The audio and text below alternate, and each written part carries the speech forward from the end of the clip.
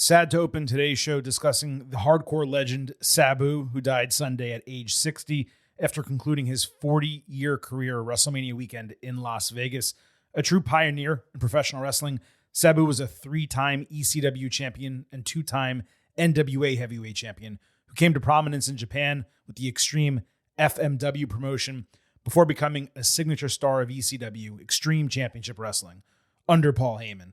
He was trained by his uncle, the Sheik, and learned a lot from Atsushi Onita in Japan before ECW fully exposed him to the American audience, which took to his unique style immediately. You name the person, he wrestled them and put on incredible matches. Cactus Jack, Too Cold Scorpio, Taz, Rob Van Dam, Shane Douglas, Sandman, Terry Funk. I could go on. By the way, his real name was Terry Brunk, which was just a hysterical coincidence, especially because Brunk and Funk became so close after wrestling one another. I have FMW tapes of Sabu that first put me onto him as a child, which I really should not have been watching those as a child. But what made me a fan was the extended feud with Rob Van Dam, which was how many were first exposed to both Sabu, Rob Van Dam, and ECW. I would set a recording on my VCR so I didn't miss anything involving either of them. And for me, it was Sabu who actually allowed the brand ECW to live up to its claim of extreme. He was billed as the suicidal, homicidal, genocidal, death-defying maniac, and it is probably the most accurate and effective descriptor of a wrestler that I can remember. He was all of that and more. Sabu and RVD, they eventually became an incredible tag team, not that different from how the Bar was formed. And that was important for ECW because it was how they debuted in WWF during the 1997 Invasion angle. Sabu's first appearance in WWF had him jumping off the R in the Raw sign, which is etched into my memory and I'm sure many of yours as well. This went a long way toward ECW getting its TV deal. As Sabu and RVD, they had some great matches with the Dudley Boys in particular as a team. The year prior, Sabu had his first of 2 feuds with Taz, which included an all-time memorable moment at November to Remember 1996 that we posted on our social media accounts. Make sure you take a look at that. Sabu and Taz then got into an extended feud from 1998 into 1999, which was really his last long-term run as a singles main event star at the top of a promotion. And many will say without reservation that it was the best feud of his entire career. He worked in TNA before being signed by WWE officially for the first time in 2006 for the ECW on Sci-Fi show. Sabu got to face John Cena at Vengeance that year, which was unfortunately but unsurprisingly outshined by Edge and RVD on the same show. We were supposed to get a highly anticipated match with Sabu, RVD, and Kurt Angle in a triple threat. That never happened. Sabu left WWE quickly in 2007, but he did get a WrestleMania match and moment in his native Detroit, teaming with RVD, Sandman, and Tommy Dreamer, which he said was one of the best moments of his entire career. He worked independently for the remainder of his life, but he made his rounds quite well. He had that one incredibly strange AEW appearance in 2023, and his final match came last month against Joey Janela for GCW. Not sure there is a single wrestler I have watched who took more regular, consistently unhinged risks nearly every single time they got in the ring. RVD's gimmick is one of a kind. Sabu truly embodied that phrase. The point to the sky, the baggy pants, the topes, the high-risk offense, jumping off chairs, all the barbed wire matches. He bled so much against Terry Funk one time. He actively taped his arm as a tourniquet, but they still had to call the match off anyway. The dude was insane, and even more than that, he was innovative. Sabu said he never wanted to be in the WWE Hall of Fame because he didn't see it as a real representation of the sport. But since it does stand as the most notable way to honor legendary wrestlers, I do hope those who represent him accept a posthumous induction sooner than later, just so his career can be properly celebrated.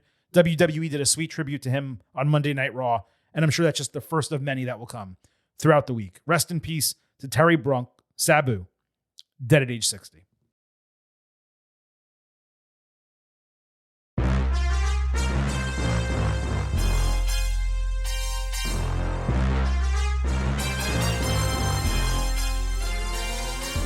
Hey now, we are getting over, and I am the Silver King, Adam Silverstein, here to lead you through these hard times. That with the latest WWE edition of your favorite professional wrestling podcast.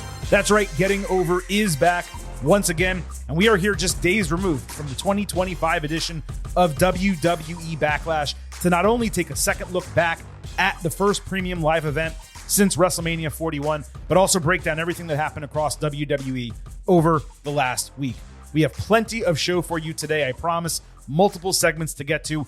Off the top, allow the Silver King to remind you to subscribe to us on YouTube at Getting Overcast and follow us on social media at Getting Overcast on Twitter, at Getting Over on Blue Sky. Before we fully get into this episode, I also want you to remember that we have a WWE Backlash instant analysis podcast waiting for you in our feed. If for some reason you have not already listened to that show, make sure you do. However, we still have plenty to discuss over the remainder of this program, and we're going to get to it right now with the Silver King welcoming in vintage Chris Vanini. Chris, it has been already a wild week for both of us, not only in our wrestling fandom, but our careers as sports journalists, and for the Silver King individually, coming off of another incredible win by my New York Knicks. I'm not sure I could be in a better mood from a sports standpoint as we begin this show. Yeah, man, we are, at the time of recording, 2 wins away from getting Tyrese Halliburton and Jalen Brunson face-to-face in the conference finals 11 months after they did in a WWE ring. Yes. My question is, will Logan Paul and LA Knight be there? Maybe WWE predicted this was happening, but happy for your Knicks. I like Jalen Brunson, even though I was annoyed with all the flopping in the Pistons series. I like the Knicks. They're a team that I don't like the Celtics. The Knicks, most people don't like New York teams, but the Knicks have been so bad for so long that you can't help root for them. So we'll see if you guys can close it out. 24 years since an Eastern Conference Finals, 25 years since a NBA Championship Series appearance. NBA Finals, I guess is what they call it. So long, I forgot what they call it. 25 years since an NBA Finals appearance. And if we're being honest, 30 years since they were actually a contender to win an NBA championship. It is a unique time for my fandom, especially given my Florida Gators won the college basketball national championship just over a month ago. I am a football guy first, but I got to tell you, man, I'm coming around to this basketball thing. I mean, I love basketball, obviously, but it's always been second. But when your teams are winning in basketball, there really is nothing like it. And seeing the Knicks play the way they are, Jalen Brunson play the way he is playing, and to your point, the situation with Halliburton, let's not forget, WWE properly aligned them on television. Brunson, the Knicks, the babyface. Halliburton, the Pacers, the heels. And that's what it will be, I promise you, in these Eastern Conference Finals, if it does indeed transpire that way. But we're not here to talk about the NBA, though I did get a request. I believe it was from a longtime listener, Rob Mowing. I wish I could check my mentions on Twitter, my personal account, at Silverstein Adam. They blew up after the Knicks won, but I think it was Rob who said, do we get an instant reaction pod for this Knicks win? No, Rob, you don't, but you got a few minutes of it right here on the Getting Over Wrestling podcast. The way we're going to kick off this show is by taking a second look at WWE Backlash, any additional thoughts that Chris and I had coming out of the show. We will then move to the main event, the good, the bad, and the ugly. And hey, if time allows, the last word, because we haven't had a short episode of the Getting Over Wrestling podcast for the WWE shows, at least, in quite some time. So, Chris, moving to this WWE Backlash second look, I thought it was weird. I don't know if you noticed this. They changed the permanent graphic in the top right corner of the screen.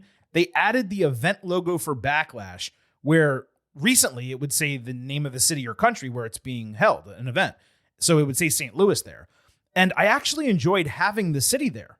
So this to me was a huge downgrade. But what we definitely do not need, if you're not going to have the city name, we do not need a permanent event logo in that corner. It looked like it was just floating there in space. Now, I presume this was done because there was no site fee for this show. They didn't even have the Backlash logo with St. Louis attached to it. It was just Backlash. I know that's a small little thing that I noticed. Again, I'm not sure if you did as well, but it actively looked worse for me than what they had been doing. Not gonna lie, I didn't notice either of those. Oh, frankly, okay. Frankly, I'm surprised. Normally I would. Your point about the site fee and the city, that makes a lot of sense now that I think about it, that it would work that way. When I pull it up on YouTube, it doesn't have anything. So it's just on Peacock, sure. I guess. But interesting. That's what I'm talking about. It's the WWE logo, the Peacock logo, and then underneath. And I'm sure on Netflix it wasn't there. They probably use a different logo, package or whatever the case is. I also wanted to note this was the third straight year that Backlash as a show over-delivered and the crowd for Backlash over-delivered. St. Louis was fantastic on Saturday night. I know you weren't as positive coming out of the show, but it definitely did overall exceed my expectations. Yeah, I mean, it literally didn't exceed mine in the grading, so I can't say the same. But one thing I didn't realize until after the fact, 20 years of Backlash. That's kind of crazy to think about. Because there was a period, I'm pretty sure, they didn't even do the show for a while. Because, I mean, the name dates back to, I think, the late 90s, and it's obviously been 26, 27 years since then. But I'm curious where that would rank among WWE pay-per-view. Like longest tenured shows? Yeah. I mean, obviously, the big four are there. Money in the Bank's probably there. I would think there's been fewer Money in the Banks than Backlash. Yeah. I would guess. Well, Money in the Bank was what, late 2000s it started? Around like 2010 might have been the first one, I think. I feel like that. Because don't forget it was a WrestleMania match for years before that. Yeah, you're right. So, yeah, that's a lot of Backlash. It's a lot of Backlash. And we have a lot of Backlash for Backlash. So let's go ahead and talk about it. WWE Championship, John Cena against Randy Orton. Minor adjustment grade-wise down to a 3.75 stars and B+. It just didn't truly fit my definition of like a higher score type of match. It was heavily boosted by the crowd reaction, which affects me more when I watch live as opposed to when I'm rewatching it because I'm trying to do all the work with the show at the same time. Still, it was everything it needed to be, probably the right way to book it, just given their combined age of 93. It really did serve as a perfect capstone to their long-term feud. They never need to do that again. As I said Saturday, I'd have gone without the suits portion of it after the second referee got knocked down, would have just gone right to R-Truth. But other than that, I thought it was an excellent match. Yeah, it was fun. We did get a number of replies from people when we talked about the suits and the referees and asking why didn't they send more refs out. It was noted that they didn't want other refs to get injured and stuff like that. We got a couple of replies about that who thought that was good enough. You didn't seem to, but I bought the kayfabe explanation. Again, if they had done something backstage where Nick Aldis was looking for more referees, like they did a picture-in-picture, and they refused to come out, and then they did that, boom, would have made sense. But they didn't do that. And they just said it on commentary, I guess. Like, I didn't even hear it. Even rewatching, I didn't hear it. We spent so much time talking about this match on Saturday that I don't have much else, but I did listen back to Cena after the bell.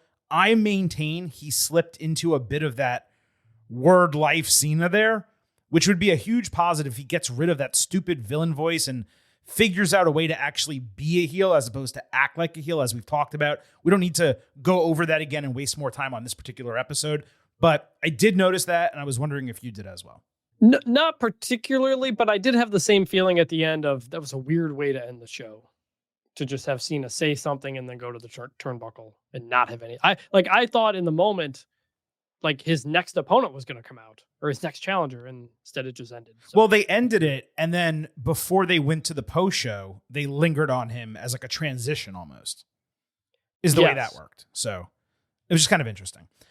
Women's Intercontinental Championship, Lyra Valkyria defended over Becky Lynch, 4.25 stars A, maintain that. Definitely the match of the night. Exactly what it needed to be for their first main roster matchup, right on par with their NXT title match from Halloween Havoc. Lyra was like a made woman after this. She can now drop this strap whenever and remain a notable superstar competing for the title as far as I see it. Also, Shane O'Mac at Shane O'Mac 713 wrote in, absolute banger of a match. My girls started the match rooting for Becky and finished it loving Lyra. That was the entire point. Pat McAfee and Gunther, 2.75 stars. C+, you can argue whether it was a C or a C+ match. I don't really care. Apparently, Chris, the name tag on McAfee's jersey said mother effer in German. Ah. And that's why it was long and it began with an M. So it had nothing to do with his name. I have no other notes for this. Was there anything you wanted to add? McAfee coming out of that show on his show and then on Raw, basically the only injury he played up and showed was that he burst a blood vessel in his eye, but not even like a bad one that you could barely even tell. So nothing more about all the slaps he took in the bloody chest, I guess. Yeah. So and we will talk more about that for sure when we get to our Raw review. U.S. Championship, Jacob Fatu successfully defending over Drew McIntyre, LA Knight, Damian Priest, 4 stars, A- remaining with that.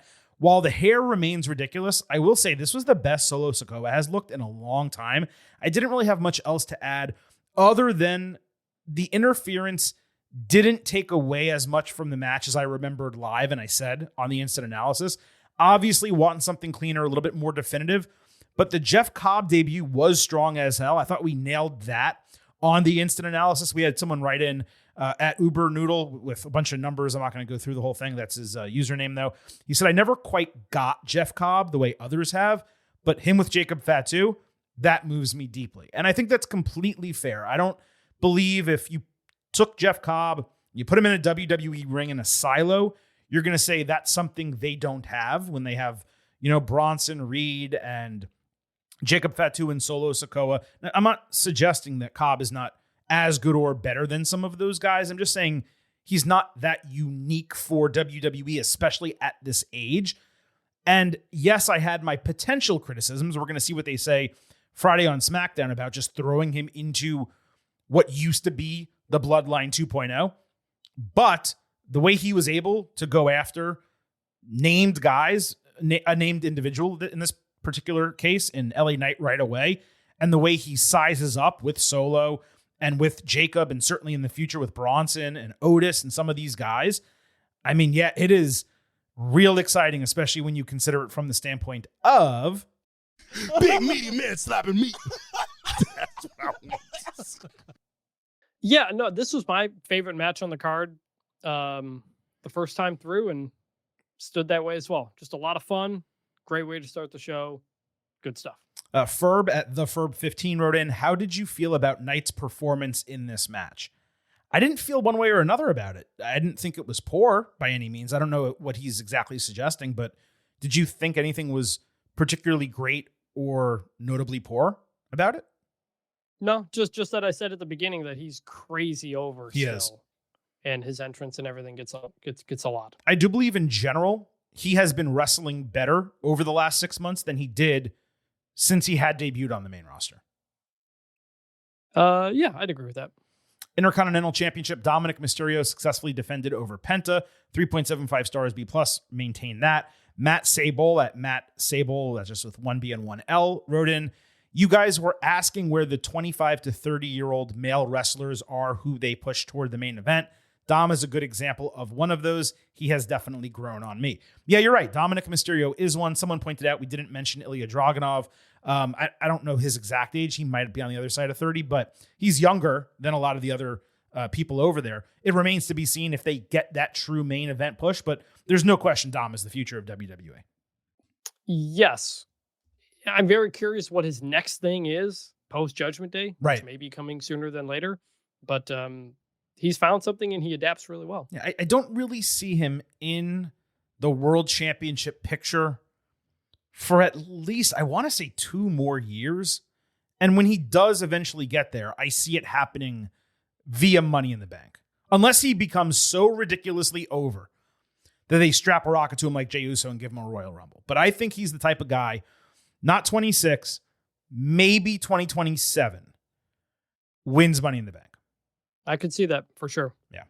All right. We have a ton to discuss still, from the Go Home SmackDown to WWE Backlash and the Monday Night Raw after WWE Backlash. We have the main event, the good, the bad, and the ugly, and potentially the last word, no promises, all coming up. But I'm afraid I've got some news. And most of these items really just come from one interview. TKO President Mark Shapiro spoke at a JP Morgan conference Tuesday, shared some insight into a few areas of WWE business that we happen to discuss regularly right here on the program.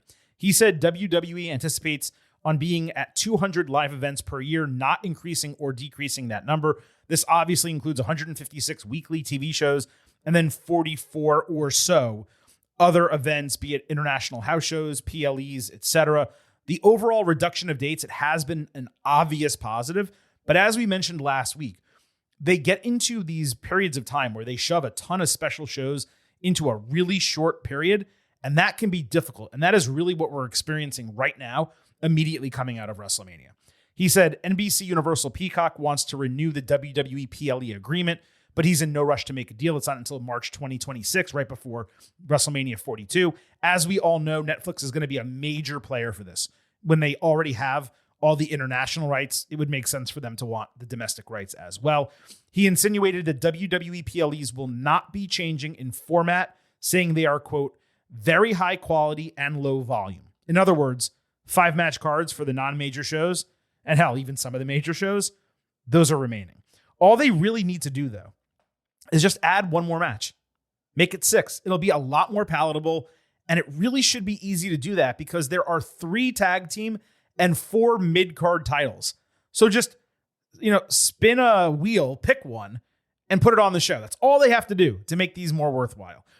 He said WWE got a $7 million site fee from New Jersey for the 2-night SummerSlam. For comparison, I did some research.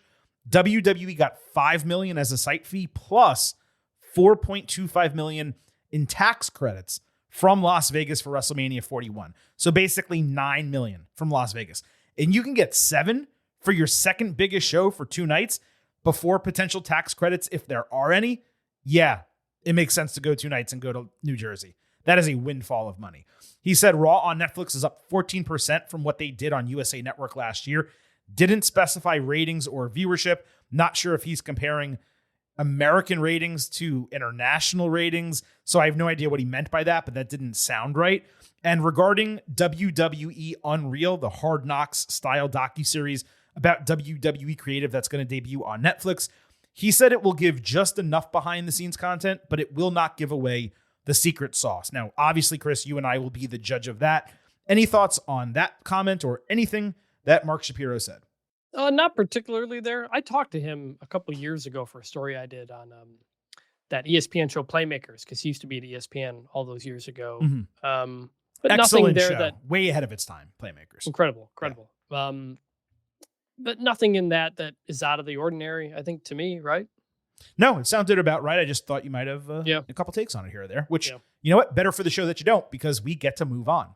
Isaiah Nunez with 3 Z's. He sent us a video of Channel 5 local TV in Boston, which claimed this past week that John Cena's final WWE match will be held in his hometown this December. Now, I have not seen WWE promote this or reference it. I have no idea how they got that information. If they know that WWE is coming there on a certain date, how they would know he's having a match on that show, I don't have the answer to it, but it does reason that his final TV appearance would be a match in Boston, probably as a babyface. So I just figured I would mention that. There was also a really interesting item that came out of the NBC Universal upfronts on Monday. The broadcaster announced that everything on the menu with Braun Strowman will be a new cross-country eating show that he will film while he tours with WWE. Well, one problem with that, he's no longer touring with WWE. He was released last week. Now, I presume the show has already been taped, at least season 1. And I also kind of have the belief right now, Chris, that Braun might wind up staying with WWE in like a Tyler Breeze-ish capacity. You'll see he does a lot of the up, down, down video game stuff. He's working with WWE and Fanatics. So he has a post-wrestling career where he's still kind of tangentially related to wrestling. The other thing I could see happening, because Braun can still kind of work, but not really, is maybe WWE released him from his full-time contract and they bring him in as a talent and also for one-off appearances, especially if this show is a hit. Now, I believe it's going to air on USA Network, where pretty much every NBC Universal secondary show that involves a WWE superstar airs. I guess it potentially could go on Peacock. But I got to tell you, Braun Strowman going to restaurants, ordering everything on the menu and eating it, that's a show Silver King wants to watch. I mean, this is also way different than Tyler Breeze. Like, I don't come across Tyler Breeze's content with WWE in my day-to-day. That's mostly like YouTube stuff. This is a show on one of the most highly rated cable networks there is. So very surprising. I have to imagine he'll be back in some form, because if he's just straight up done, this makes no sense. Yeah, it could just be a physical retirement or a full-time retirement where he comes in for the Royal Rumble, and he works that because it's safe and it's easy and he can get out of the ring, and then, or he comes in and puts over a monster here and there every once in a while. Yeah. But again, that's what we thought they would use Omos for, and we still haven't seen Omos in 2025, which remains frustrating. And lastly here, before we get to our full breakdown of Raw and SmackDown, I want to talk about the crowds at Raw and SmackDown. SmackDown in Dayton, Raw in Louisville. Strange as hell this week, dude. Neither of them gave a single shit about the in-ring wrestling product, despite both shows putting on some really fun stuff bell to bell. And I really mean this for Raw. SmackDown, they were a little bit better, but Raw did not have a single down match the entire program, and two of them were actually great. Meanwhile, St. Louis for Backlash between these two shows was an excellent crowd by every measure. I'm not suggesting there were 5-star matches on TV this week like we got TLC a few weeks ago, but it was more than good enough to generate crowd response. And they sat on their hands even during a Rhea Ripley, Io Sky, Roxanne Perez, Julia main event. I don't understand what is going on with many of these B-level Midwestern and Southern cities. It's like all they want to do is pay a shitload of money to go to these shows so they can scream yeet, occasionally chant "this is awesome" when they like what's happening in the ring, but otherwise not move from their seats, sit on their hands, and just say ooh and ah occasionally. Yeah, normally I don't care to get into the crowd reaction stuff because it's normally fine enough. But you noticed it Monday. This was particularly bad. Right. I have to side with you on that. The shows weren't great either, but even the moments that were good, tough crowds, man. It was real tough. Yeah, I mean, it makes the product actively worse. And it's fair to say that, yes, WWE is in a creative lull right now. There's no question about that. We're probably going to talk about it. But that doesn't mean that when you have great wrestling in front of you, which they did give us this week. I mean, we had Aleister Black and Carmelo Hayes, the women's match I just mentioned, AJ Styles and Finn Balor. These are all, B+, A- level matches. And they're just not reacting. And I don't necessarily think it's because of WWE booking, not when it came to those matches in particular. I just don't understand it. Again, because they popped huge in St. Louis for Backlash. So I just wanted to kind of have that note as we get into the breakdown of these shows. Now, before we get into our full breakdown of Raw and SmackDown this week, allow the Silver King to remind you that here on the Getting Over Wrestling podcast, It's all about Defy. So please, folks, stop being marks for yourselves and go back to being a mark for me. Go back to being marks for the Silver King, Adam Silverstein, Vintage Chris Vanini. Head over to Apple Podcasts and Spotify. Leave a 5-star rating on Apple. Take a little extra time. Leave a 5-star written review. If you do, we will read it live right here on the show. Now, we got to kick off this breakdown of Raw and SmackDown, and we're going to do it the way we always do it, by sliding into the main event.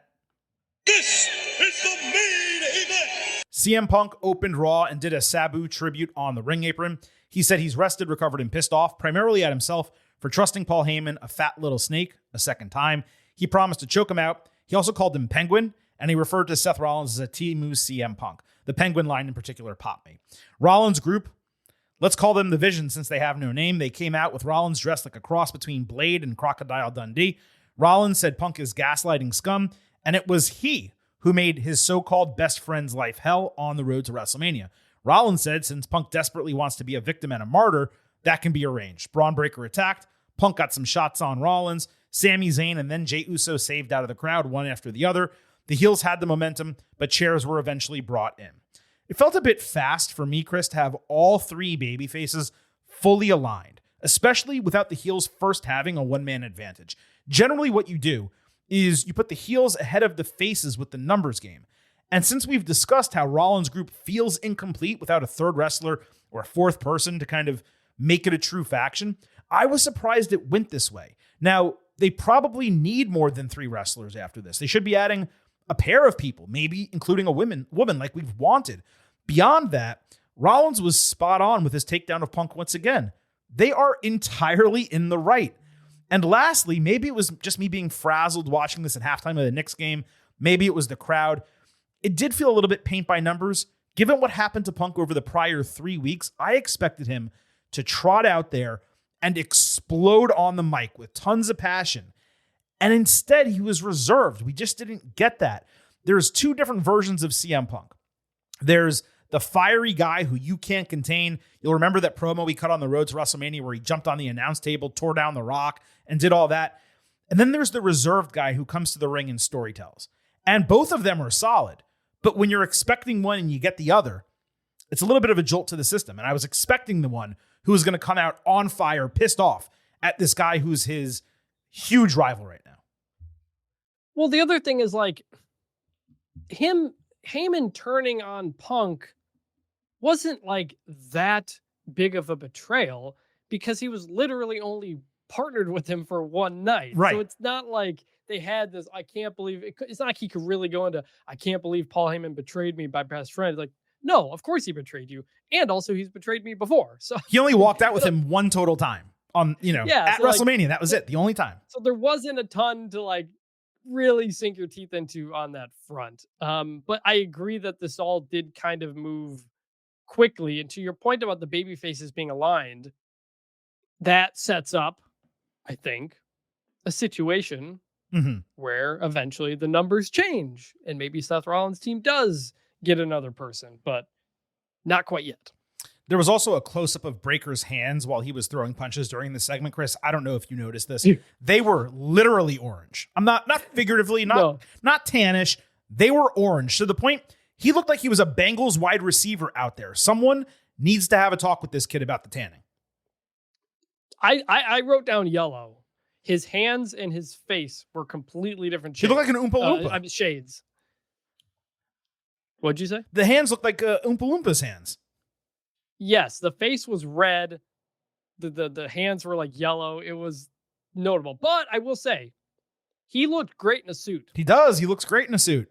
It all works there. Just even up the tan, which fix is the complexion. A common thing with this entire group. Why? Yeah, well, not the entire group. Seth Rollins looks normal, which is crazy that we're saying he's the one who looks normal, right? This guy's wearing a massive snake that's been skinned and turned into a trench coat. He looks normal.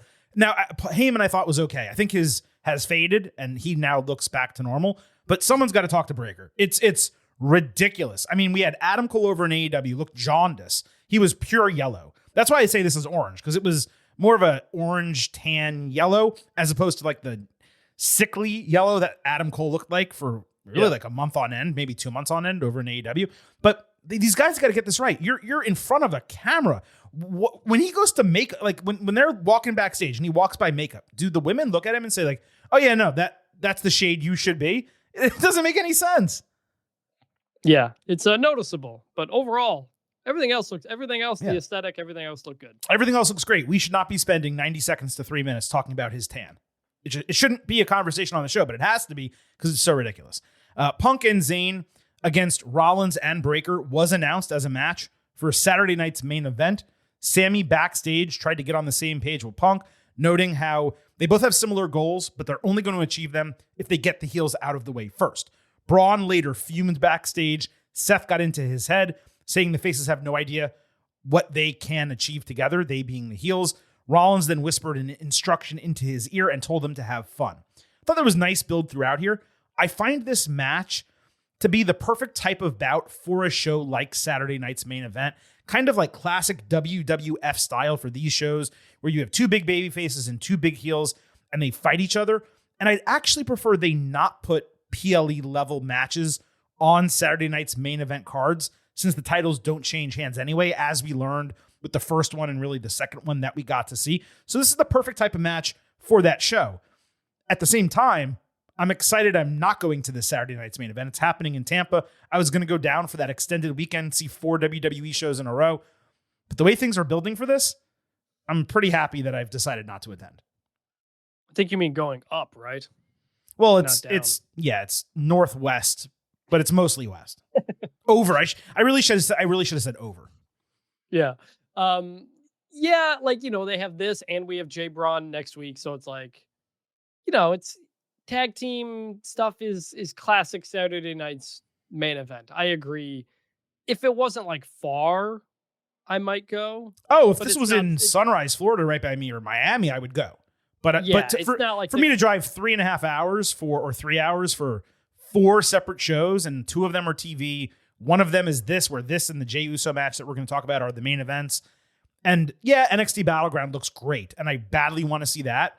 But that's a 4 or 5 days of vacation, and you don't even get a WWE main roster PLE, Yeah, I mean, doing that in Tampa makes sense. I mean, we're at, NXT's not far, all that stuff. It kind of fits the map. Yeah, it does. Cigar Man, Chef Aaron at IT Guy 26, the man with 3 names. He wrote in, I don't know if it was covered by you guys, but a tiny detail came across my attention. And that's, when was Sami Zayn medically cleared? He was supposed to be out for an extended period of time unless KO's injury changed things.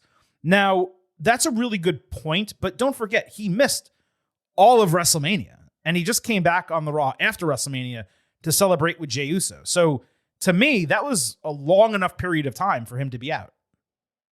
It is, but usually they say it. Usually says, I've been medically cleared, let's fight, or something. Well, I don't think he's had a match yet, has he? No, he did. But did he fight Braun Breaker? He did.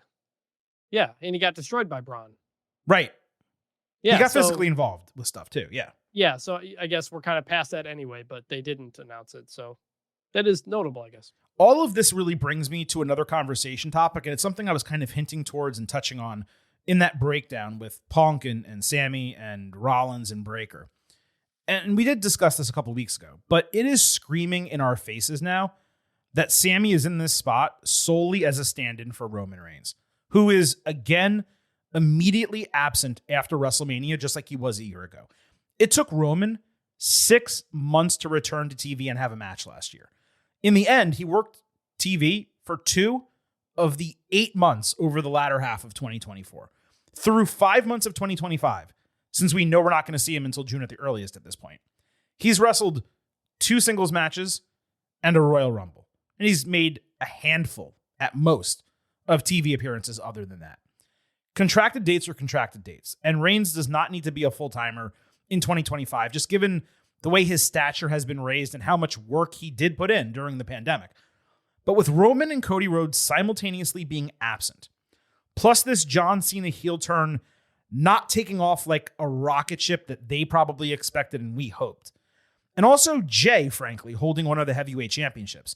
I'm not saying the men's main event scene is in trouble because there's plenty of talent around and working and they're doing good stuff. But what I will say is that it's accentuating the normal post-WrestleMania slump.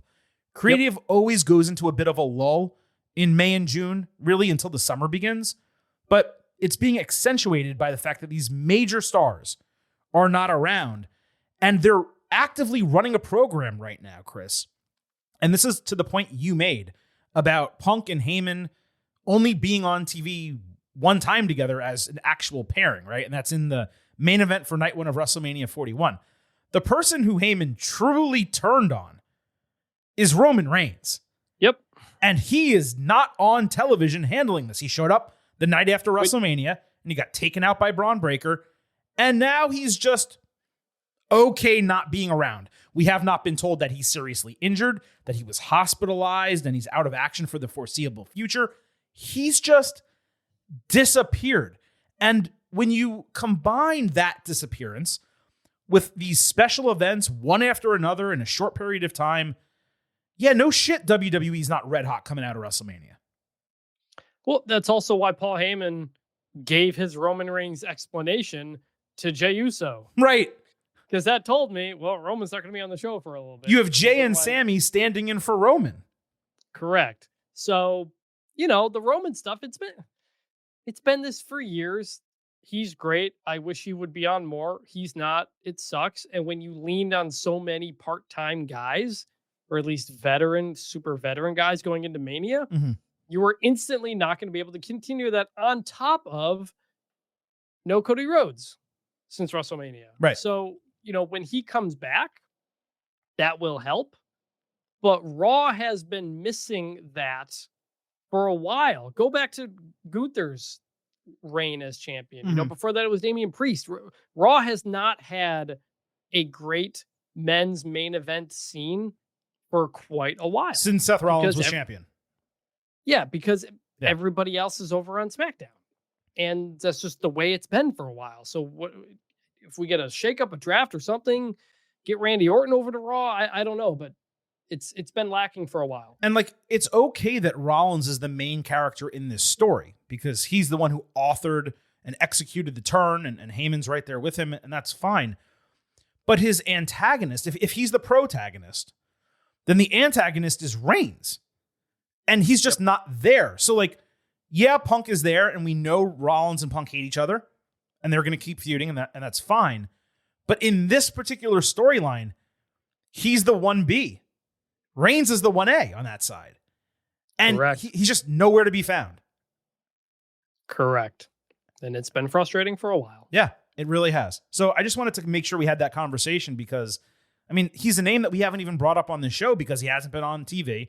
But I noticed his absence even more Monday night because it is, I mean, we already said previously it was clear that Sami was kind of taking his role, but now it's blatant because the tag team match that you want is Punk and Reigns.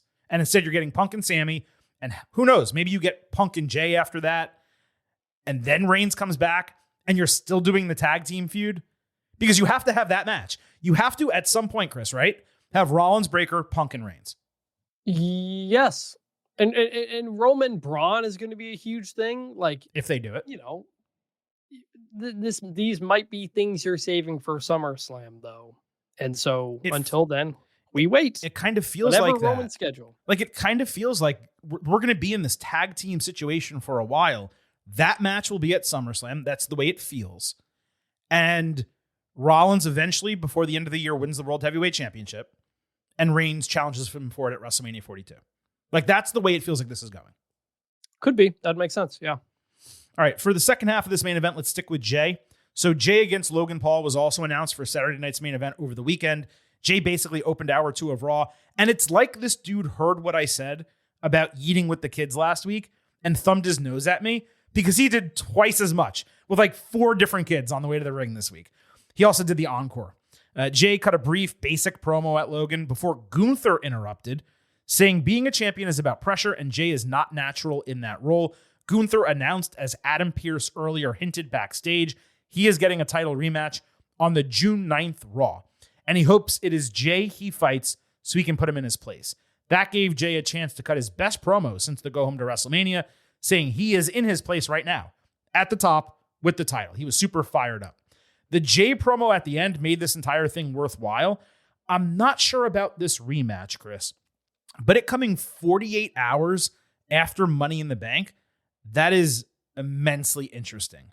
It would appear to be a prime cash-in opportunity. That way, there's no result from the Jay Gunther match as either would be disastrous. You do not want Jay losing to Gunther after 2 months, and you do not want Gunther losing to Jay twice. I'd frankly be shocked if there's not a cash-in given this booking, or if a cash-in doesn't at least lead to a no contest and they get out of this match, both of them being clean. Yeah, something's going to happen here. I mean, my first reaction is, well, that's not going to end. Jay's not going to straight up beat Gunther or Gunther Jay. Something is going to happen, whether it's a cash-in, whether something happens even before then, and we don't even get there. It is not going to end clean. It can't. It's very much a setup. They've already wrestled like 3-4 times in the last, going back to late last year, I think. There's no need for it. And honestly, I think it hurts Jay's reign that he's stuck back in this again. Agreed. You know, he had a great thing with Seth, a great in-ring deal with Heyman. Get him into doing new and fresh things, and you're going back to that now. And not only just going back, we're gonna have to like wait a while because Logan Paul thing hasn't even happened yet. Yeah, we have to wait 2 weeks for Logan Paul and then 2 more weeks for the rematch. Yeah, so that's gonna be a bit of a drag for a couple of weeks. I will say I like that they announced a title match for TV a month out, though. Like in a vacuum, I like that. Sure, like it works from time to time. I mean, what it was the Rock. Was at Royal Rumble back in the day. The Rock said he would fight CM Punk or whoever was the WWE champion.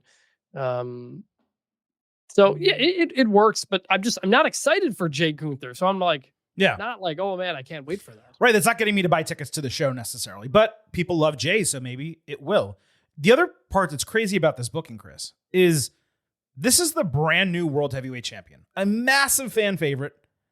He's going to miss the first 2 PLEs after WrestleMania. And he's not going to defend his title on either of them. I know WWE has a ton of stars these days, and they have no problem selling tickets. They're selling out every PLE. I get it. That's odd to me. It's probably just the result of having so many major dates in such a brief period of time, and Jay being so popular that they feel like he can float the mid shows, like a normal Raw, Saturday night's main event. He can main event those. But it is odd that we're going to have Backlash and Money in the Bank, both each 1 month, the first one 3 weeks, then Backlash 1 month after that following WrestleMania. And the brand new World Heavyweight Champion will presumably not be wrestling on either show, definitely will not be defending his title at either show.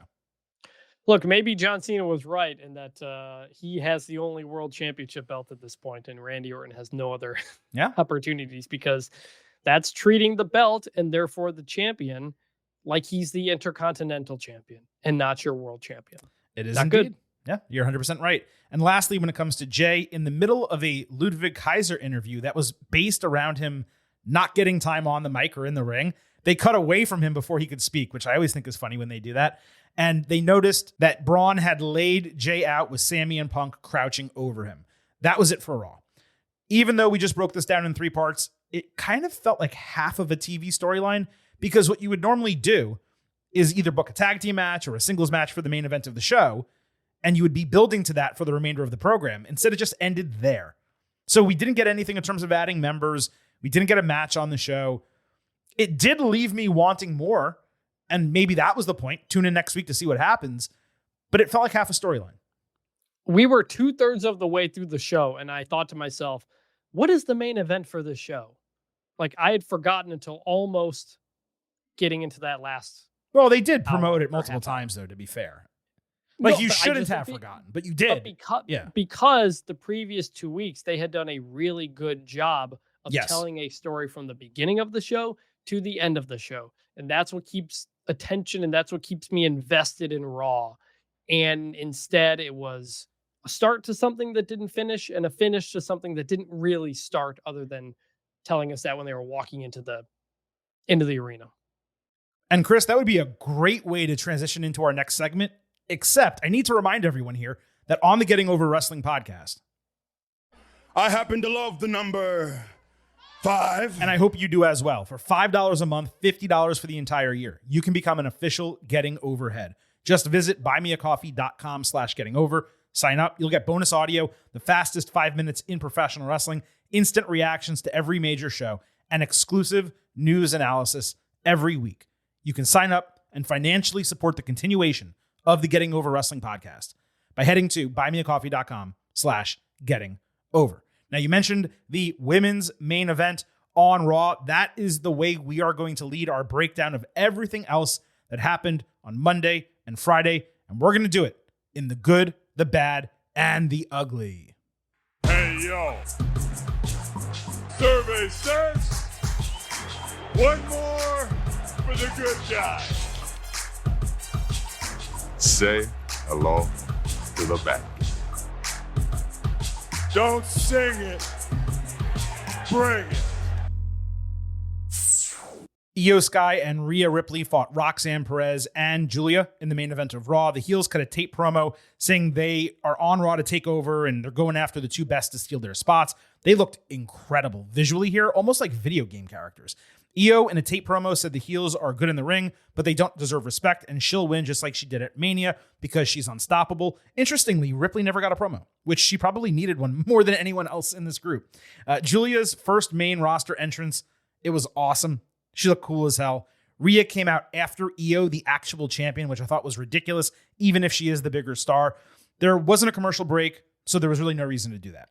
As I said, this main evented, it was hot immediately at the bell. Ripley may actually deliver the best Razor's Edge that I've ever seen because she has such a size and power advantage over her competitors that Razor Ramon, Ethan Page, and Damian Priest, they just don't have. Julia had a sick sell of an Io missile dropkick. Roxy did a great tornado DDT on Rhea. Sky hit over the moonsault for a broken fall. Ripley avoided pop rocks. Julia took Io out with double underhook superplex and fisherman's driver for a broken fall. Rhea then tagged Julia with a headbutt and hit Riptide for the 1-2-3.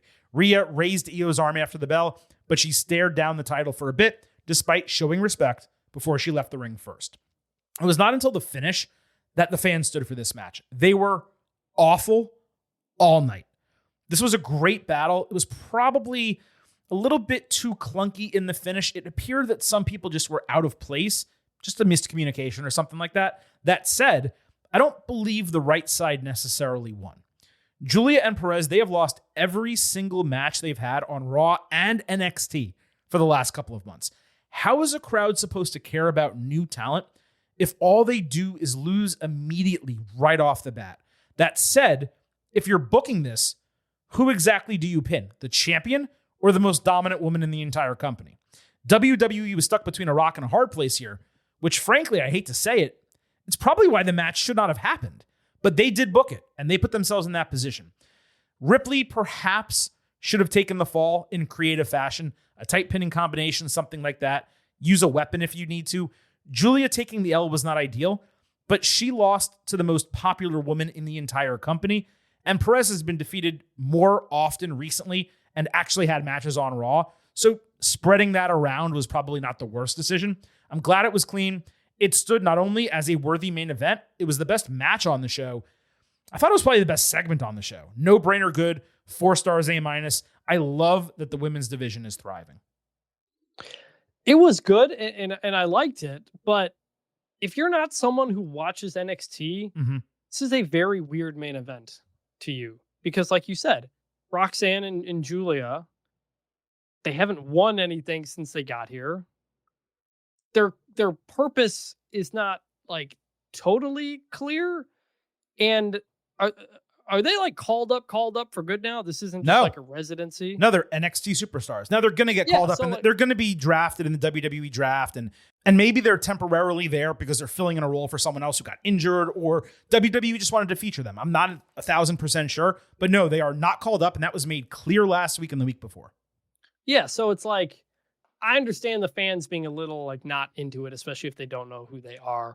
It doesn't feel like there's a larger theme or vision. Like those number of years ago when those NXT people came up, they were very much presented as like NXT people here looking to make a statement. They're fighting for the brand, all that type of stuff. And like you could kind of understand it. This is just kind of happened. It was a good match. They're all great. Everybody's involved. And the vignettes throughout the show helped finally explain to us who they are, because we've been saying for weeks, why is Roxanne not cutting more promos in the ring on television to us? Because I think she was doing it on the Netflix commercial breaks. So that was a positive. But my last thing on this, I've been trying to figure this out for a while, that Julia looks like somebody, and it finally hit me last night. I'm gonna get Google open because I want to quickly put them side by side so I can see if I agree. Go ahead. Especially in her current very tan form. Okay. She looks like dirty era Christina Aguilera. So, okay, you're talking about Christina Aguilera, dirty music video with the braids and those pants. Yeah. X-Tina is what she was called back then. X-Tina. Very tan, the braids. The faces are generally kind of similar, but all together, that was the look I was getting. So let me say two things about this. If you just looked up some dirty era? No, I'm good. No, I knew what to search properly. I'm on a certain computer. Let me say two things about this. First of all, I randomly happened upon that music video. So I think it's MTV2 now. I forget which one. During the workday, they air basically 90s, 2000s music videos in an endless loop, which is great because that's what MTV, by the way, used to be for those who don't know. Yes. And literally Monday, I saw this video in its entirety, and I had major teenage flashbacks because Christina in this video, also What a Boy Wants, or is it What a Boy Wants or What a Girl Wants? Yeah. It's What a Girl Wants. Yep. And in those two videos, she was iconic for teenage boys at that period of time. Let me make that very clear. So to that point, I understand what you're saying. I am looking at pictures now, trying to draw the comparison. I think the aesthetic is the same. I don't think they look like, though. No, I think, it's close. It's not like a straight up doppelganger, but the entire kind of aesthetic, and especially now that she's really tan since she's been up on the main roster. When her hair is like that, when her hair is like straight, not in the braids and stuff like that, not so much. But the current look she's doing, I got those vibes. Hey, look, Julia, Christina Aguilera. It look good, but she's got me saying, hey now. Roxy on Monday night, by the way, became the youngest woman to wrestle in the main event of Raw in the show's entire history. So congratulations to her. That's incredible. And I just wanted to reiterate a point you made because it was great. You said, fans don't have much reason to care about her or Julia right now. And like you said, had they aired the promo that she cut last week that we played on this podcast live for an American audience, maybe they would have cared a little bit more. And it's another mistake that WWE keeps making, an unforced error to that degree. Becky Lynch sat on the top turnbuckle saying she wasn't beaten on Saturday. Lyra Valkyria was beaten because she went to the hospital while Becky was drinking tequila in her tour bus after Backlash. Chris, do you think it was Terramana? Think she felt the mana? Yeah, that's the tequila because Wheatley is the vodka, I guess. So yeah. You drink it neatly, apparently. Lynch said she made Valkyria the best version of herself, gave her the best match of her career, and made her matter more than ever before. She blamed Lyra and the fans for manipulating her, saying she left WWE for a year because everyone complained the last time she won a title, and that's her reason for competing, winning titles. Beck said the fans turned on her when she started succeeding because they don't see themselves as winners, and they no longer saw themselves in her. Lynch then quoted Eminem, "I am whatever you say I am. Selfish, greedy, cutthroat." Becky said the fire is back inside her, and all the girls in the back will find out what it's like to be held down by the man. She is the GOAT, man. I have said it so many times. The best female orator in wrestling history. This was a promo of the year contender. And while there may be bias given my favorite women's wrestler based an entire promo around one of my favorite songs from my favorite artist, well, you know what? That's how it goes sometimes. And after all, this is my show. My show. 3-run shot by Becky here. Perfectly logical. Spoke no lies. Great way to weave the Becky Hogan bullshit into this heel character without actually saying that, because, by the way, she hates him, as many of us do. It was my favorite segment from Monday Night Raw when it ended until the main event, and having this and the women's tag team match at the end of the show pretty much back to back, I thought that was exceptional. No doubt or good. It was solid. I don't know if I put it in promo of the year contender, and I don't want to say she said no lies, because she said stuff like, "You liked me because you saw yourself in me, and then I won and it changed." That's not true. Oh, it is. No, of course. She was the face. She was the face going into that. She was the face when she won as champion, as Becky 2 belts. Mm-hmm. She was the face all the way through until she had to give up the money and give up the championship. Correct. For being pregnant. She comes back at SummerSlam. Yeah. Does the thing with Bianca. And everyone hated her. Again. And she turned heel. She turned heel because that was a heel thing to do at that point. But it's not like she won and then people didn't like her. People didn't like her as soon as she did a heel thing. That's generally she didn't necessarily do anything wrong there. But what she was specifically referring to was not really that. She wasn't saying it happened immediately. What she was saying was the most recent time she won the championship, people started shitting on her because they didn't want her to have the title anymore because they felt she was holding people down, namely Liv Morgan, when the entire reason for that booking was so that Liv didn't win the title in a battle royal. She beat someone notable and was boosted by it. I mean, we all know, like, right, but that's not where my head went when she said that. My head went to the first time she won it, double champ. All that I'm just saying she laid that out, though, is what I'm saying. But she is the heel, and she is supposed to think that. She is, but also, correct. There were several lines on this whole show between Becky and other people. There were some really good lines. I don't know if I just paid attention more than before, but whoever was doing the writing on some of these... You're right. You're 1,000% right. Vignettes and promos, we'll get into some of the other ones. I wrote some of these down. I was like, those are good lines. So credit to that. And this was solid. It was good. It was fine. You know, there wasn't much to it. I always much prefer a face-to-face promo versus one person in the ring. To me, those can only go so far. But she did what she needed to do here, and it was good. See, I think, and it's okay that you don't like it as much as I did. Again, I admitted legitimate potential bias given the subject matter. And she is what she is the greatest female promo of all time. I'm 100% with you on that. No, I know you are about that. But what I loved so much about it is so immensely difficult to go out there by yourself and tell an entire story in a promo, captivate an audience, and weave it into reality. That's what she accomplished. She didn't have anyone coming out. She could bounce off them and shoot lines at them.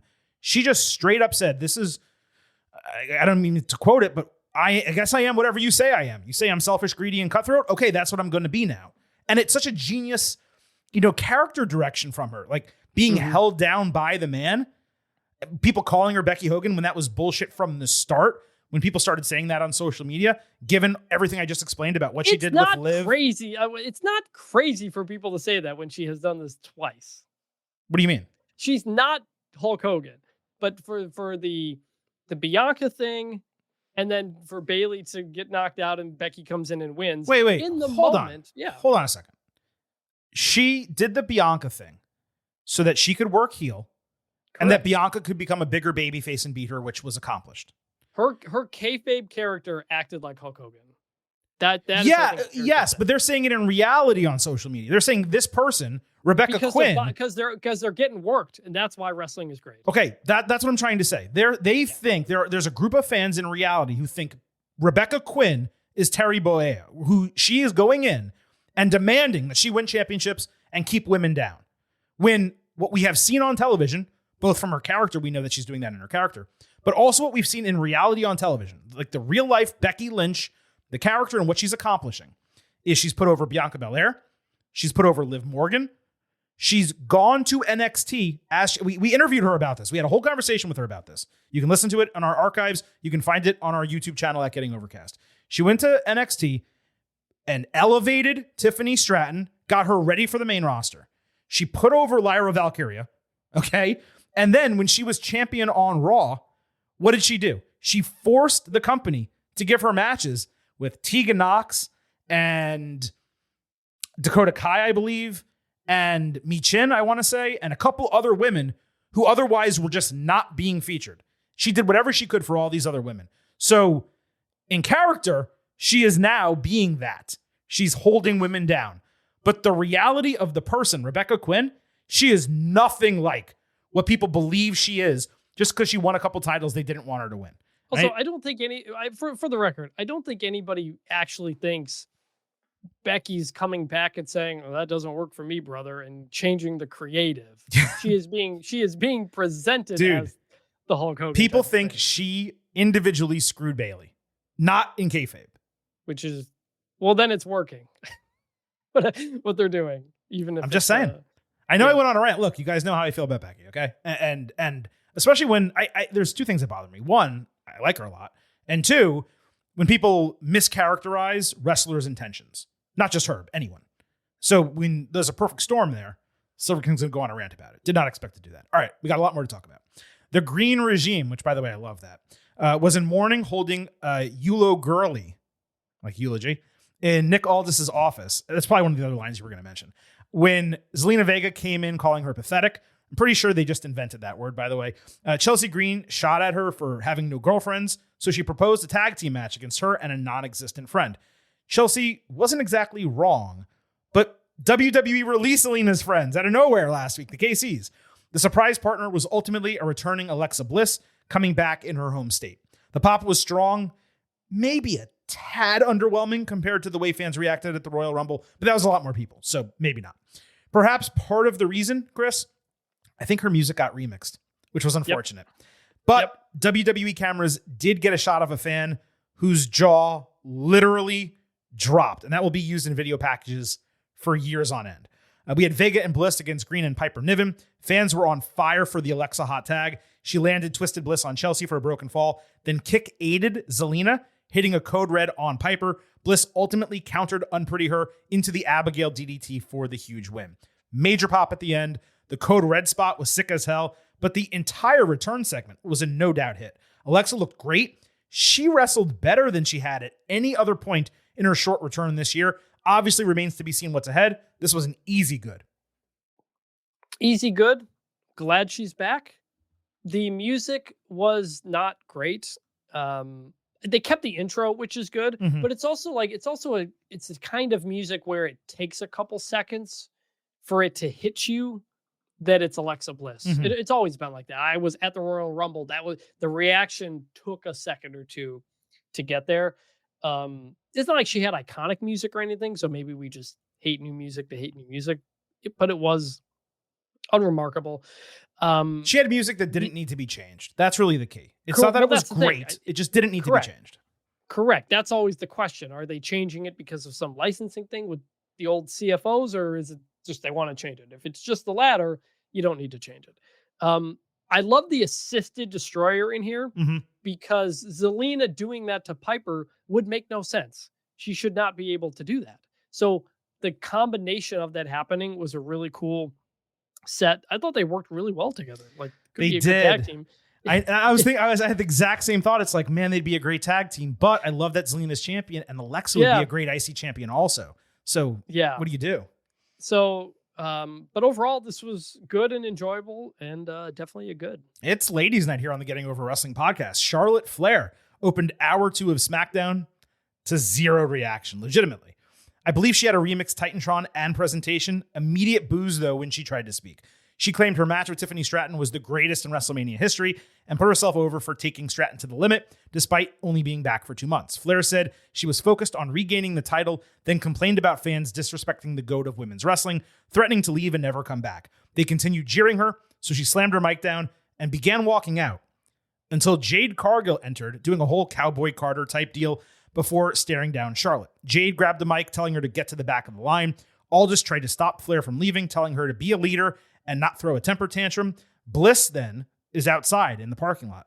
She slams a car door, does not allow her to leave, and says, "Let's chat." Unfortunately, microphones really didn't pick that up. Now, while Flair was in her standard character here, the purpose of doing a segment like this generally is to kickstart a gimmick change. Whether that happens remains to be seen. But if you remember, at the end of the WrestleMania build, we were interested in seeing a more normal, plain-clothed version of Charlotte. The real Ashley, if you will. This was not that, but it seems like the jumping off point to potentially a Mad Queen type of run. Not my preference, but it could work. Whether we get a humbled or a manic Flair, she needs to become something drastically different than the same character she has been doing for her entire career. I wish this had ended with Charlotte storming out and driving off, nixing the Jade, Nick, and Alexa stuff. I found all of that to be unnecessary. It lessened the impact of Charlotte throwing a fit. But for now, at least, color me intrigued. This was good. Yeah. First off, I know we already played one of these drops, but Charlotte looked incredible. Just want to say, she looked fantastic. And I was annoyed at first. Oh, my! Because it was doing the same old gimmick. Like, she didn't have the best women's match of WrestleMania history. It wasn't even the best on the show. Yeah, of course, she was exactly. But that's the character. And then saying, I pushed Tiffany to the limit. I was like, okay, are we just trying to keep Charlotte up? And then it got interesting when she actually left. So I don't know where it's going to go. The Jade thing, I was interested at first. I became less interested because the crowd did not react at all to a Jade Charlotte face-to-face, which you would think in a lot of other places, even people who don't like Charlotte, a Jade Charlotte face-to-face, that's one of the ones for Jade, and there was nothing from the crowd. Mm-hmm. So that was tough. Right, you would think they would go, oh my God, they start murmuring and popping, and they just didn't. Yeah, Jade did that recently with somebody else, I thought, a couple of weeks ago, or maybe, I don't remember who exactly it was, but Jade Charlotte is one of the ones you put on, we thought she might debut and beat Charlotte or something like that back in the day. So, but no reaction. So I'm going to give this a bad for now. I'm shocked. For now, because it was nothing new yet. Okay. But I'm not out on where this could go. Fair enough. Regarding the Charlotte Alexa moment, I'm wondering if they're going to pick up their feud from 2021 or maybe reconcile and do a tag team thing. That would be hysterical, though, with her going for another title, just not the singles title. But as long as Charlotte avoids a singles championship and whatever she's doing, I think this will be a positive at the end of the day. The problem with Alexa, though, right now is she's still doing the Fiend gimmick. And she needs to get into some sort of story where she is not that anymore. Well, I'm okay with her being, I don't want to say goth and offend people who are goth because she's not that, but darkened in terms of makeup and hair and clothes and stuff like that. I'm not against her keeping that aesthetic, but you kind of need to explain why she is that still. Right. And I don't recall seeing Lily with her. I don't think she brought Lily to the ring. I could be wrong. She might have at the Rumble, but I haven't seen it since. I don't believe it was on SmackDown. It's very easy to miss it. But if Lily is still there, why? Right?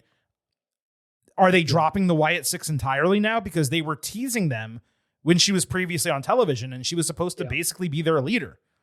So what's happening with that? So Yeah. Again, we got time. SmackDown is still 3 hours, I think, for another month. So we'll see what happens. We had Cargill against Nia Jax in a number 1 contendership. Stratton watched from ringside. Nia got a brief "you can't wrestle" chant, which was really unfair.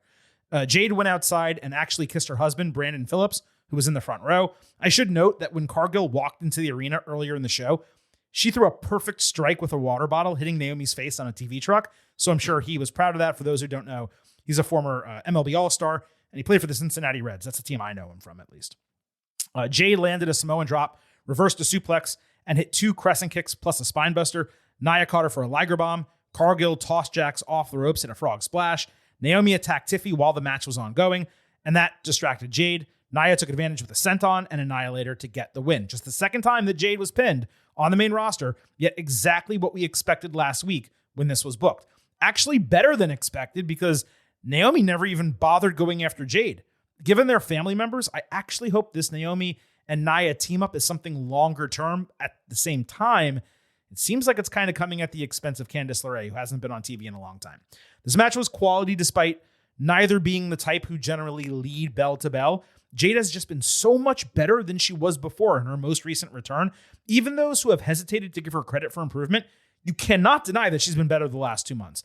Nia straight up bumped her ass off for Cargill. Overall, it was good as a segment, the right new number 1 contender, and the appropriate storyline. Yeah, the way we expected it to go, it was good. But I also thought about this. Is this the best collection of heel women on a roster in history across both brands? Absolutely. Yeah. I mean, you've got Nia, Naomi, Becky, Charlotte. Charlotte. To a degree. Chelsea Green's doing a great job. Mm-hmm. Like, the heel women are incredible right now. And I think, frankly, it's showing a lack of top-level face women right now. Now, Bianca got hurt. She would have been one. But there's a real opportunity here with all these heel women for some other people to kind of rise to the top. Frankly, I don't think Tiffy is that because she's a better heel. She's a much better heel. Yeah. And so there's an opportunity here for some women to get a lot of heat behind them just because of who else is on the other side. But it's a credit to the division and how talented they all are. There's an opportunity more so on SmackDown because on Raw, you have Io, who is really over as a babyface for the first time. Rhea obviously is there. And Lyra is getting over big time as a babyface. I think that's one of the reasons why Lyra is getting a lot more support. I think so too. Yeah. Because the heels are great and there's not as many faces. She's doing a really good job in getting in kind of riding that. But you don't have that on SmackDown. And it stands to wonder, like, it feels like if and when Roxy and Julia get called up, they're going to stay on Raw. And Julia needs to remain heel, let me be clear. But Roxanne Perez, even though she's been a really good heel over the last year, she is a natural and way better babyface. Yeah. And if you put her on SmackDown, she could easily be United States champion in like a month, maybe 2. And she could be a women's champion on that brand in 6 months or a year. Like, she could have a really big rise as a babyface on SmackDown. Making her another mid-level heel, though, I don't know if that's the right decision. She's not called up yet. We'll see what happens. But you make a great point. Moving over to the men, finally.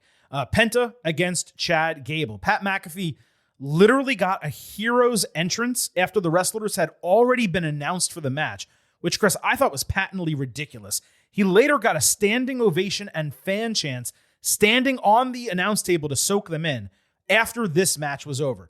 He atoned for this stuff by shutting down Michael Cole multiple times on commentary when Cole, again, idiotically, tried to conflate Gable with this El Grande Americano, a legendary luchador who is presently on a world tour of Mexico. He's not even in the United States. Beyond that positivity, though, I gotta say, Chris, it is absurd the way this Gunther McAfee thing was booked. I'm fine with Pat earning Gunther's respect. But did we really need to run a month of story to get Pat McAfee over?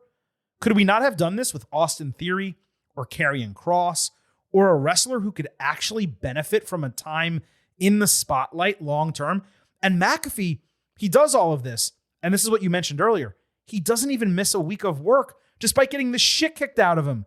Again, I was entertained Saturday night and I liked what McAfee did railing against Cole during this match. But I just do not understand the point of doing Gunther and McAfee now that it's over, and now that Pat's more over than he was before. I don't understand. It was funny early in the show. My brother texted me, he's like, is Michael Cole doing commentary by himself? And I hadn't thought of it. I was like, I guess he is. And then at that very moment, McAfee's music hits. I was like, oh, okay. I mean, you had to do the follow-up you had to give, I don't want to say the hero's welcome. He did not need to get his own entrance after two competitors for a match were already in the ring. It's the order of things. Like, if you had just opened with McAfee. Correct. Maybe he cuts a quick promo, goes to commentary, and then the other entrances. The order of it was what was very strange. But it goes back to what I said after Backlash, which was ultimately the person who got the most over or the most to gain from the whole Backlash thing was McAfee. Right. And I didn't Gunther was not heel enough to come out of it looking even more heelish. Right. He wasn't more hated coming out of it.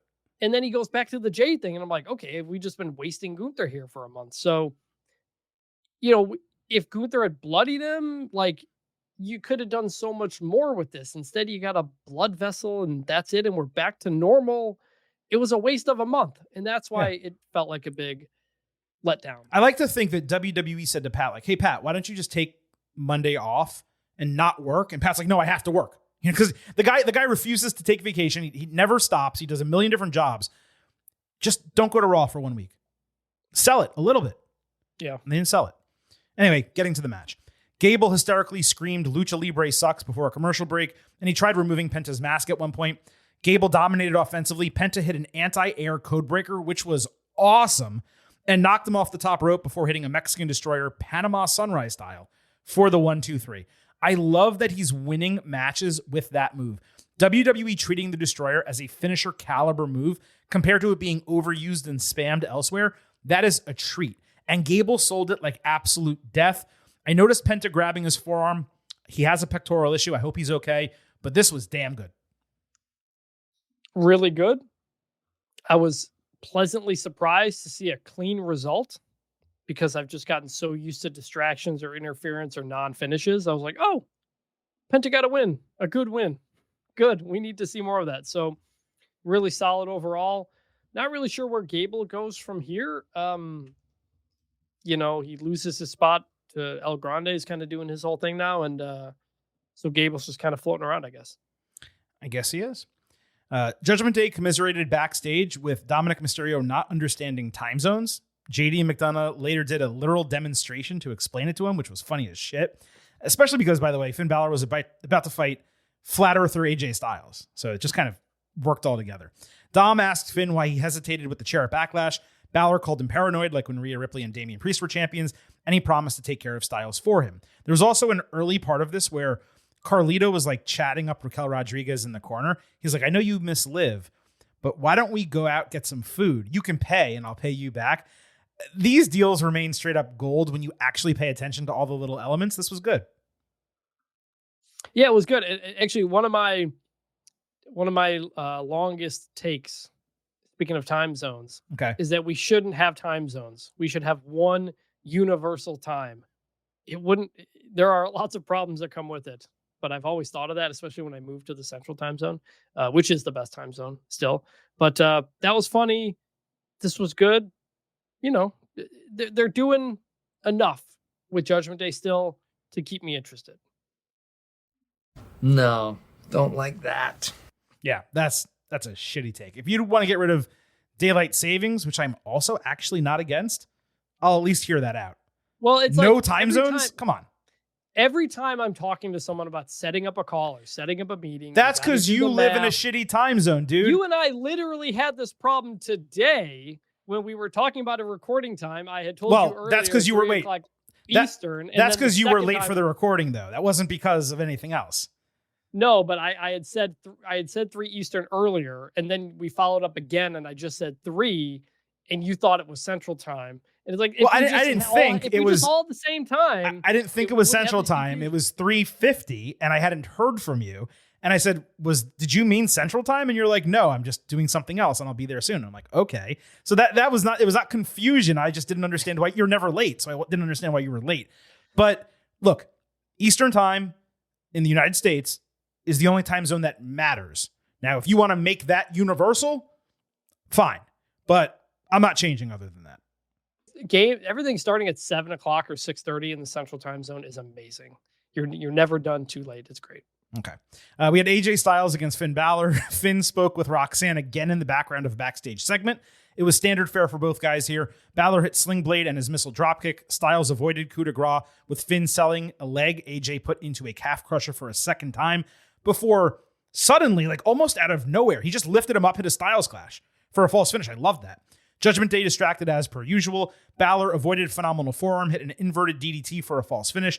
Penta took out the heels ringside and hit a step-off Mexican destroyer on Carlito, who I don't know how this guy still has a neck or how he's still alive, but man, Carlito takes bump after bump every single week. Balor got distracted, 8 phenomenal forearm, and Styles got the win. This was good overall, 4 stars A-. It somewhat felt like both guys were going through the motions at times in the early stages of the match. I'm not sure if that was because it was a TV match or they're a combined 90 years old, but I just expected this to be even better bell to bell, just given their skill and how much fans badly wanted this match. This was the most disappointed I was with the Louisville crowd all night, and it never stood once. It didn't really go crazy for anything that happened, even though it was a high-quality bout. But to be fair, it didn't really heat up that much into the finish. Hopefully one day we get the rematch between them. But it has been 8 years since that TLC bout. Like I said, though, at the beginning, this was good. Yeah, they never got into that next gear, and then the crowd not being into it really just hurt this for me. Not their fault. Cole, to his credit, said these are both former members of the Bullet Club. There was a long period of time where WWE wouldn't say it. The fact that the club existed as a group for so long remains very funny to look back on. But yeah, like on paper, Finn Balor, AJ Styles, your expectation is through the roof. And even if it's not there because the guys aren't what they were 10, 15 years ago, the fact that nobody seemed to care was crazy. In the crowd was tough. Like, I really believe that was an outlier crowd. I'm sorry to interrupt you before your grade. Like, there were spots that any other crowd would have popped for. And they were just, they're like, oh, ooh, like that was all they did. But in the context of WWE, AJ Styles just lost to Logan Paul. Right. Is dealing with Karrion Kross and has nothing going on. Right. And Balor's Finn Balor at this point. He loses Finn Balor everything. Keeps losing. He doesn't have much going on. Right. Both of these guys are cold as ice right now. It's fair. And so if you're a casual who doesn't know the whole history or anything like that, there wasn't a lot to get into. That's on WWE booking. But still, I would have liked more from the crowd. I completely agree with you. No question. Street Profits were selling their TLC injuries backstage on SmackDown when Meechin and B-Fab gassed them up, so the guys gave them credit for starting to, I guess, go do something together. Angelo Dawkins accidentally left Meechin hanging at the end, which was pretty funny. Regarding the Profits' entrance music, I like that it's an actual song. I hate how it is so low energy without a start that hits you. They tried to get some cheap pops before saying the TLC match was the greatest ever. Montez Ford cut his promo with a grill in his mouth. And I like the look, but it's not, you can't speak with a grill in your mouth. It's not clear, dude. Fraxium interrupted, wanting an opportunity. Angelo Dawkins credited them for winning 2 matches, but insinuating that was not enough. Ford got the crowd going a bit. Aldis came out saying Fraxium had not proven themselves worthy of a title shot, but they did deserve a match. This was so frustrating as someone who loves both of these teams. The crowd barely responded to the Profits. They actually got up a bit for Fraxium. But the contenders failed to mention the entire reason they deserve a title shot is due to their incredible NXT title reign. Forget winning 2 main roster matches. They were unbeatable for more than a year. The segment just left a ton to be desired, and a major reason why is that SmackDown does nothing to give fans reason to care about the people in these teams. There's no backstage segments. There's no character development. The crowd didn't react negatively to any of this, but I thought it was a huge match booking, and they were on the positive side of indifferent. And because of the positioning of these teams, I'm giving this a light bad. it's what I've been saying for months on this show, which is like people come up or return and you never really get to know who they are. It's the same thing I'm saying with Roxanne and Julia. Like, I don't know them. I know Roxanne, but I don't really know You're talking Julia. about Fraxium here? Well, I'm just saying there's Okay. been lots of examples of this where I don't know these people. And you're not even selling me on them very much, where you could, like Fraxium. I'm aware of Fraxium. I've seen a couple of their matches. I don't know really about their NXT run. They've mentioned it a couple of times here and there, but like, what is their like thing? Like, they haven't like hit us with that. Even honestly, even Penta and Ray Phoenix don't quite have that. They're getting over because Penta's a charisma god and everything like that works. But like, they're bringing people up and throwing people in new things and not putting the work behind it that gives you a reason to care. And that WWE fans require, right? It's one thing when you don't get that in AEW because the fans just love great action and they're willing to kind of enjoy the great action and wait for that to come eventually. And they know when you bring somebody in from CMLL who they are. Well, I don't, but they do. And I wouldn't say they all. I wouldn't say they all do because that's been one of my criticisms for AEW. But some do, more do potentially. Yes. Than just bringing up NXT talent. I actually. My issue is not with Fraxium because they've gotten promo time. They've had match time. The crowd does react to them. My issue is with the Profits because how did the TLC match end? They were on top of the ladder doing the double arm thing, right? And the entire crowd was doing it. Yeah. They're going crazy for these guys. They just won, maybe not the greatest TLC match, but if you believed it was the greatest TLC match, great. It was a 5-star match. You and I said so, right? We both agreed. Yes. Okay. Yes. They just won an incredible match. It was the best pop and the most over they had been in years. They didn't show up on TV the next week. And they come out here and cut an absolutely nothing promo with Ford trying to speak through a grill. And even when they're doing their entrance, guess what they don't do? The double arm thing. They don't go on the top rope to do the double arm thing to get the crowd doing the gesture with them. They just come out. They're cool. They kind of cut a promo and Fraxium interrupts them. So the worst part of all this, by the way, was Ford trying to do the Ohio State chant. Right. He didn't even do it right. And he goes, OHI. He goes, OHI. It's OH. And the crowd responds, IO. Right. When you say OHI, you ruin the whole chant and you kill the crowd. Which I believe Dawkins is from there. I know he's a Bengals fan. Dawkins did the Who Day for the Bengals. But shouldn't he have done both of them? It's his state. Probably. But Ford missing that on top of everything else has kind of killed the momentum. Like, these guys are great, man. Like, Ford he's a legitimate, could one day legitimately be a world heavyweight champion. Whether that happens now, I have no idea. We don't need to have that conversation. No, I know. But what I'm saying is these guys are great. And when they're put in position to succeed, they do. And fans love them. There is no reason that they should walk out. I'm not going to say it was crickets, but to a much lesser response than they deserved and should have received. Based on everything I just said, I'm not going to repeat myself. Okay? Yeah. Let's get to the match. We had the Profits against Fraxium, non-title. Commentary did well to make it clear the Profits were weakened due to their injuries, which were highlighted by tape and wraps on their bodies. There was an unfortunate botch on a ringside pounce. Nathan Frazier got driven right into the corner of the announce table. Fraxium went on a speed run with 4 tope suicidas. Ford did a crazy impressive standing moonsault, just given his height. Dawkins interrupted a superplex with a blind tag, leading to a Doomsday Blockbuster and a broken fall. Axiom landed an anti-air kick to Ford's injured ribs. Fraxium then hit Dawkins with a Spanish fly and Phoenix Splash for an excellent step-off broken fall. Axiom flattened Dawkins ringside with golden ratio. Frazier dodged Ford's frog splash. Fraxium then combined for a missile dropkick high-low on Montez called Catapulta Infernal. Joe Tessitore made sure that was clear. For the upset win to presumably become number 1 contenders for the titles. The babyface teams shook hands and raised arms after the bell, which I thought was actually surprising. Now, you know what I'm going to say right off the top? To beat the champion, to be able to beat the champion. That doesn't make any sense. Normally, that would be my reaction to this booking. But given the entire concept behind the match was that they did not deserve a title opportunity, it actually made sense in this case. The crowd surprised me in that they were clearly enjoying themselves, but they never got as rabid as they should have given the match quality. You may remember last week I suggested Fraxium get pushed to an early title match. That way they can take the L to the Profits and then ultimately work their way through the division. Not to cool them off, but rather just to say, you still got a ways to go. It seems like that's the booking here, where they took advantage of the Profits still being injured. They pulled off the upset, but when the rematch happens, the Profits retain the titles. And if so, 2 thumbs up. This was good. Question. Are the Profits heels or faces? They're faces.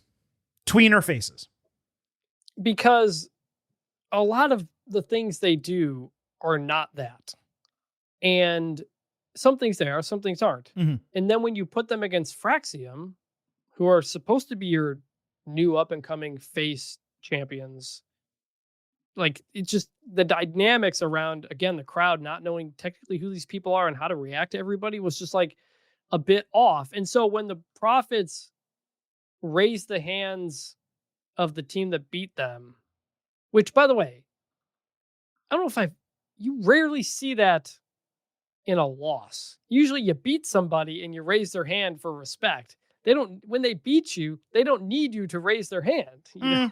I disagree. I've seen it both ways. Not nearly as much as the other way around. Correct. Like Less frequently.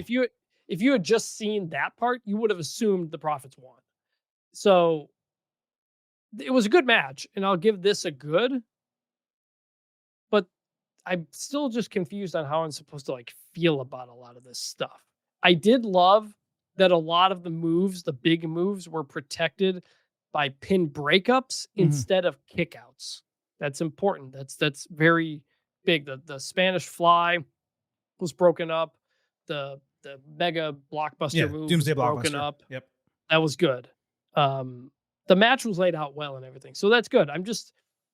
The Profits the last couple of weeks, it's been so weird. You know, they have the great match. There's no follow-up. Then you have OHI. And it's a 3-hour show. It's a 3-hour show, and then they lose. And I'm like, right. Okay. I did like that they gave this time. Like, even though we didn't like the opening segment, they got that segment. They had the match. The match got a good amount of time. And I did have I forgot to mention, 4.25 stars A. This was the WWE main roster match of the week. I just want to make that very clear. Agree. But still, issues with the presentation and the booking, despite the positivity of the in-ring portion. Fraxium was celebrating backstage when Motor City Machine Guns put them over for having an incredible debut just like them. DIY then ran all 4 dudes into road cases, with Tommaso Ciampa talking a lot of shit at them. Probably a way to delay the title match for a few weeks, that's my guess. But WWE needs to be careful. Fraxium cannot go over everyone else. Otherwise, there will be nothing for them to do after they lose the title match. So just be careful there. Aleister Black got a promo vignette saying he buried the old version of himself ritualistically, leading to him finding the truth. He believes he is the consequences that WWE needs, clarifying it's not good versus evil. A tad more convoluted than I would have liked. I wish this was more defined and clear, given it was the first time he spoke. But the aesthetic of all of this was different from every other person on the roster, and that was positive. Black is nails when he speaks. Miz backstage fully gassed up Carmelo Hayes and reminded him to take the lessons they learned from Miz's film last week into winning this week. So we had Black against Hayes. Action was hot here with Black hitting a couple perfect moonsaults. It was a great back and forth between them. Black went to raise Mello for Black Mass. Miz jumped on the apron. Black avoided a charging Hayes, rolled him up for the 1-2-3, landing Black Mass on a run-in Miz immediately after the bell. Everything about this was good, other than my hatred for roll-ups when there are so many other pinning combinations available. And again, the crowd, which just did not give a shit about either guy. I can't necessarily blame them too much. Black is fresh, and Hayes has been given nothing really to get him over, but it was disappointing from that standpoint. Black is obviously far above beating someone with a roll-up, but it was basically done to protect Hayes from being beaten clean with a finisher, and I do respect that. They got decent time to work, but WWE, they have to figure out how to get the crowd to react better to both of these guys. I could see a rematch coming soon. So this is another spot where we had some banger lines. I wrote a couple of them down from Aleister Black. I am the consequences this company needs was one. And then the other one, I'm here to confront you mentally and physically. You get to decide which one is worse. Great line. I was really into this whole promo until he says Carmelo Hayes, because Carmelo Hayes is just so far down the thing right now. It's like, oh, Aleister Black built up. Oh, he's Now he's cutting a promo on Carmelo Hayes. Like almost like Melo is not worthy of his attention in my mind, just where I have both of these guys positioned, just based on what we've seen them do historically on the main roster. Match was good. Glad they got time. Didn't like the roll up, although they obviously did immediately give you the black mass. Yes. So he still got to look good getting out of the ring. And it protected Melo because you don't want Melo just to lose clean right away, I mean, he can. I don't care. I know he was a thing in NXT and all that. He's done nothing on the main roster for me to care about. Right, he's starting to. That's the thing. They're just starting to get him off the ground. Sort of. So but it was a good way to protect him. You get the black mass. Miz sold it incredibly. They nailed that. And I have one other take on Aleister Black, which I did not expect to have, which is I kind of think they need to get rid of the rise in his entrance. Oh God, get out of here. Because you can almost see too much of it, or maybe they just need more smoke. So back in the day, when he steps off, it looks good. But watching him do the whole thing, and even this time, he moved one of his hands for a minute and it repositioned. I think he was going to fall off of it or something like that. I noticed that too. I was just thinking, if it's all smoke and he just slowly walks out, it might look better. Seeing the entire rise, it takes too long. Back in the day in NXT, it happened on a side stage. Number one. Number two, it had more smoke. Number three, the platform that lifted him, I don't know how they did it, but I believe it was small enough where it only went from his shoulder blades to his lower back. Yeah. So you didn't see it. You just saw his body raising, right? Yeah. When he went to the main roster, they put him on a huge one, way bigger than the one that they're currently using. And it was completely visible. And it just ruined the aesthetic of it. This one, because of the change in setup, it's a black background, it's a black board, but it does extend past his shoulders. Yep. I think all they need to do is just cut it, and he just needs to hold himself up a little bit more while they do it. So I agree from that aspect, but this doesn't ruin it for me like his initial main roster one did. That's what I will say. No, I think more smoke might help too. Because you just see his whole body for too long. The other thing you could do is kind of use a blurry camera visual. So it's slightly blurry, and then when he lifts up, he goes right into focus. He comes into focus. Yeah, and right into the front of the screen. Yeah. Yeah. Hey, Lee Fitting, listen to the Getting Over Wrestling podcast. We're giving you some good tips here, buddy. All right. Rey Fenix backstage cut off Santos Escobar, but when Santos got him to listen, it was bait for Los Garza to attack him into a road case. Andrade checked on him, leading to a match. I liked that we got to see some of Escobar's charisma here. By the way, his theme got remixed again. Rey Fenix. They added crazy flashing lights to his entrance that I'm sure are giving viewers some issues. But this was another Adam Jones of Tool remix. So he did both Phoenix and Penta's themes for WWE, which is cool. And they do both sound way better. But it remains wild the way WWE production works these days. Night and day from the past, where they would not debut someone until their presentation was 90%, 95% on point. Now they get 50% of it and go on TV. We'll figure out the rest over a 3-month span. Anyway, we had Phoenix and Andrade against Los Garza. The heels hit stereo moonsaults ringside and the Garza special during commercial, apparently. Crowd barely reacted to a poison Rana, but they popped when Phoenix did a combo move springing on the top rope. Berto did a really cool rolling moonsault. Santos tried to help but failed, distracting the referee. It cost Berto a likely fall on Phoenix. Andrade knocked out Angel with his perfect back elbow before the faces combined for Adios Amigo and the message on Berto for the win. The cousins consoled one another after the bell before Escobar screamed at Berto, who smacked his hand away and left. Dayton, like I said, it wasn't as bad as Louisville was Friday night versus Monday, but it did not give a single shit about quality wrestling here. It popped more for the formulaic matches with the bigger stars, and it just sat on its hands constantly for what was a really high quality bout with mid-carders trying to get over. They would literally only do polite claps and light chants. This was particularly unfortunate because SmackDown was a wrestling heavy show on Friday night, and it affected this match, which is why I'm talking about it here, more than any other on the entire card. But this was definitely good, despite the crowd not helping. Quality work from all four guys that hopefully got Phoenix and Andrade more over to the TV viewer at home while developing the Legado del Fantasma story. I remain interested in this, and like I said, as long as Phoenix gets out of the Luchador Vortex after this feud, I'm okay with it. 3.75 stars, B+. I'm going to give this a bad just because I didn't care. You said they're all mid-carders, except for they're not. Los Garzas are the bottom of the card. This is very I meant the bottom faces, of the card that's stuff. True. Yeah. And Santos backstage was interesting. Like I've said the last couple of weeks, his emotion has been interesting. I just don't care about Los Garzas at all. And like I'm interested where this goes. There's obviously dissension and maybe they will be done. But I've never liked this version of Legado. It's been this way for years, but it's not the one we did know in NXT. It wasn't the Legado we fell in love with in NXT. They flipped him. They sent his Legado to LWO and gave him Los Garzas. It was unnecessary. They don't have the same chemistry.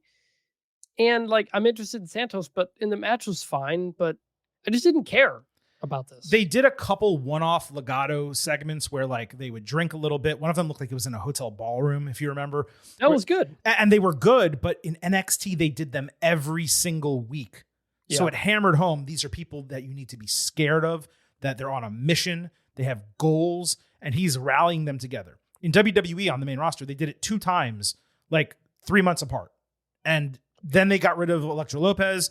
And previously, prior to that, they took his guys and put him in LWO and then gave him Los Garza, which I didn't mind because, frankly, Los Garza, they have higher ceilings than the LWO guys. But they're not doing anything with them where you can sink your teeth into and actually care about them as heels or as faces. And they got over first as heels and then as faces in NXT. But right now, if you turned them face, just fans, no one would care. And that's really unfortunate. So, but this was too good of a match. And I'm too interested in the story to call it bad, but fair enough. We were allowed to disagree. War Raiders fought Creed Brothers. New Day was quite entertaining on commentary here. The Creeds had a nice superplex moonsault combination and caught Ivar's handspring back elbow for a double German suplex. Xavier Woods distracted Eric ringside. That allowed Kofi Kingston to interfere and help the Creeds hit Brutus Ball for the win. I cannot believe these athletic, incredibly impressive collegiate wrestlers are still using that as their finisher. The crowd did not give a shit about this match, and frankly, despite liking all 3 teams involved, I struggled to care either. Maybe we're going to flip on this one, okay? There were cool spots in this match. It moved as slow as molasses, and while I thought Louisville, like I said, was a garbage crowd for the in-ring product, I didn't blame them much here because WWE has given us no real reason to care about either of these teams. The entire division on Raw is cooler than cool. That shit is ice cold. Bad. It's like I don't want to say like certain people should get less TV time, but it feels like the people who are getting TV time are not getting enough. Like you could tell a story with Legado that's more than 1 or 2 short segments. It's a bigger roster. So SmackDown is 3 hours. Raw has a bigger roster and less time, despite the ability to go 3 hours. And it's hurting the roster. I just mean across both shows, all of these stories we've gone through, like you could tell more of a story. There's so many things we've gone through where I'm constantly saying, and you just said it, we've been given no reason to care about the people on our screen. Right. And that's the fundamental part of pro wrestling, especially when you're not going to do the AEW and just we're all about the best wrestling stuff. Yeah. It's not. It's about characters and stories. And so many people are lacking this just a little touch of telling us who they are and why we should like them or hate them. They're just like doing soap opera stuff backstage. And like, again, with a lot of the stuff, it's not hard to fix. Just put a little bit more effort into it. I hate to say it, but do you know what they need? Vince Russo. No. They need more time. That's what I'm saying. They need to be making segments. Like, I know we say for social media, like we hate when stuff is exclusive there. They need to actually take that extra 30 to 40 minutes of Raw on Monday night and tape full segments and post them on YouTube and on social media. At a minimum. To what you said about Legado, like you got that every week and you got to know who they are and what they are about. I don't know what American Made is about other than Chad Gable. Like so many of these people are just there. Mm-hmm. And it's tough. Like that's what I'm saying. Like the people who are getting time are not getting enough time. So whether it's cutting some things and giving some stuff to more, we need to know who these people are. I'm giving this a bad as well. Just because, again, like I didn't care. Yeah. And if you don't care, the crowds were not good, but the crowds have also were not given much to connect to. Right. Yeah. I mean, if the crowds were like, let's say on Monday night, that crowd was a 3 and I actually think that's probably generous to a degree, but what they were given was a 6.5. You know, if you're giving them a 9 and they're a 3, that's an even bigger problem. But they got to be given content to consume and then care about. And WWE right now is really struggling to do that, as we both just mentioned. Speaking of people in that situation, much later backstage, we saw Karrion Kross handing his new t-shirt to New Day. Only time we saw him on the entire show. I have no clue why WWE is refusing to capitalize on this guy, given how he exploded in popularity around WrestleMania. Someone posted he has the most sold t-shirt on WWE Shop. I don't necessarily believe that, but it's selling. I'm sure that's true. And I'm seeing the social media interactions and how people are interested in this guy. It is nonsensical when, again, they have the time to do it and they can post stuff on social media, that they cannot figure out how to get Karrion Kross, who is actually over for the first time in his main roster career, despite not even appearing on television, on the actual show. Well, that was a disaster. What the hell was that? What was that, huh? This is unacceptable. It's unacceptable, and we don't need to relitigate it, but I just wanted to say that. Rusev in a promo package said he didn't want to hurt Otis. All he wants to do is go home and be rich, but he cannot leave his brothers until they wake up and realize it will hurt him to hurt them, but he would rather have them fall at his hands than fall into the abyss. Akira Tozawa backstage then demanded a match against Rusev, but Pierce said he's not medically cleared. Pierce promised to give him the match when he is cleared. Natalya and Maxine Dupree, for some reason, were dressed in polos like they were going golfing. It was an interesting look. Sheamus came in, gassed Tozawa up a bit, and he asked for a Grayson Waller rematch that he was granted, or not rematch, Grayson Waller match, that he was granted by Pierce. The Rusev promo was solid, his best since returning by a good margin. To the Zawa match being delayed, it's probably just due to what's scheduled for Raw next week. They don't have time to do it. The Sheamus segment was interesting because on the International Raw, there was a Waller and Austin Theory segment where Theory put Waller in the Sheamus match, and then Waller said he got Theory a rematch in a future week. That was not mentioned at all in this segment, but it was by Cole after the fact. Again, not showing this stuff in America, not even posting it on social media. I went through WWE's entire Twitter. They did not post a single segment that did not air on American television.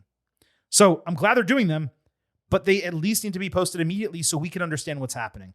As for the grade, Rusev promo, light good, rest of it, not gradable. Rusev was good. This was, you kind of just sped through the lines there, but he had several terrific lines as well. Repeat them. One of which you said was, "It will hurt me to hurt you, but I'd rather you fall at my hand than fall into the abyss," which is a great line. I don't know if Abyss is still on in the company or not. He is, yeah. But each night, your choice is to hurt or be hurt, which is a great just summation of what it's like. If you think about it, like all of these people, their job is to fight. And like that is ultimately what it all comes down to. Hurt or be hurt. And he's making that decision very plainly. So, he's not really going anywhere right now, but the character is interesting. And it's different enough from Aleister Black, and they're on different shows. Different enough. Yep. It's different enough. But again, just another really good vignette. I was like, ooh, some real just great lines. Got me interested. The Sheamus backstage stuff and all that. Only note I had was I loved all the old posters they had in the background. They had one with Peter Maivia, like the old show posters. I don't know. I couldn't tell all of them, but it was a cool little thing. I was like looking at them. I was like, it's a nice touch. Yeah. It was solid overall. But yeah, the Rusev thing, I like the way you said that. It's different enough from Black where they can both kind of stand on their own, but there is a similarity between them. There's no question in terms of the way they've been brought back and what they're kind of doing. But Black for me remains way more interesting than Rusev. Honestly, I think Rusev's explanation is clearer. His explanation was clearer, but I just think Aleister Black is more captivating on television. Like Rusev for me, it's just like, oh, it's another guy who's a monster heel. Like I don't need that, All right, man. So look, that wraps up this edition of the Getting Over Wrestling podcast. I was thinking about bringing the last word back, but as is usually the case when Silver King and Vintage get into it, we go a little longer than we expected. That's okay, though. We felt like we delivered you some significant performance-enhancing audio, and we hope you enjoyed it. Don't forget to listen to the WWE Backlash Instant Analysis if for some reason you have not already. And we will be back Thursday with an NXT and AEW episode. Next week, of course, we'll be back. Same bat time, same bat channel on Tuesday, talking all things WWE. On the way out, Remember, here on the Getting Over Wrestling podcast, It's all about the five. so head over to Apple Podcasts and Spotify, leave a 5-star rating on Apple, take a little extra time, leave a 5-star written review. If you do, we will read it live right here on the show. Don't forget to subscribe to us on YouTube at Getting Overcast. Full audio episodes, also full video interviews that we're taping in 2025, and clips from our prior conversations as well. A number of them from the one-on-one I had with Becky Lynch that we referenced in this very episode. Don't forget to follow us on social media at Getting Overcast on Twitter, at Getting Over on Blue Sky for episode drops, news, analysis, highlights, all of that good stuff. You can also send in questions and comments. As you heard, we will read them right here on the show. And lastly, I happen to love the number 5. hope you do as well. $5 a month, $50 for the entire year. You can become an official Getting Overhead. Just visit buymeacoffee.com/gettingover. Sign up. You'll get bonus audio, the fastest 5 minutes in professional wrestling, instant reactions to every major show, and exclusive news analysis posts every week. But really sign up so you can financially support the Getting Over Wrestling podcast. That is buymeacoffee.com/gettingover. For Vintage Chris Vanini, this is the Silver King, Adam Silverstein, signing off and leaving you with just 3 final words. Bye for now.